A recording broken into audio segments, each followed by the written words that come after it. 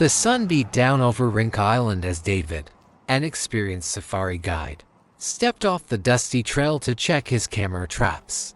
He'd spent years studying wildlife in some of the world's toughest terrains, but nothing thrilled him more than tracking the legendary Komodo dragons, reptiles so ancient they looked carved from stone. This morning felt calm. Birds were calling, the dry grass swayed lightly, and David knelt by a small water hole reviewing footprints in the dirt. He spotted fresh prints, wide, deep, unmistakably from a massive dragon. Excited, he moved toward the clearing, careful but confident. He'd done this hundreds of times. But then, the forest went silent. David froze. The hairs on his arms lifted.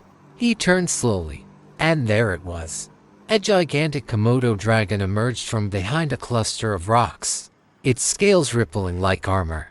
Its tongue flicked in and out, tasting the air, locking onto his scent. David's heartbeat thudded loud in his ears. He instinctively took a step back, raising his hands to appear bigger, exactly as he'd been trained. But the dragon didn't hesitate. It lunged forward, closing the distance with shocking speed.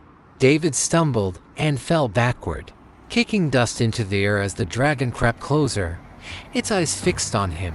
He tried to stay calm, remembering every safety protocol he'd ever learned. He slowly grabbed a branch, not to fight, but to create space. The dragon snapped its jaws, inches from his boot, sending shock through him. He knew one wrong move could trigger a full attack. In that desperate second, David spotted his chance, a nearby rock ledge. He rolled sideways, pushing off the ground, and sprinted toward it. The dragon chased, its massive claws tearing through the dirt, tongue whipping in and out as it tracked him. David scrambled up the ledge, breathing hard, his muscles trembling from adrenaline. The Komodo dragon reached the base, reared up slightly, and clawed at the stone.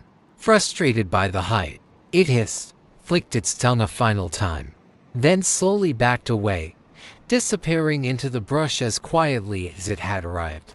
David remained still, soaking in the moment, heart pounding, realizing just how close he had been to becoming the next headline.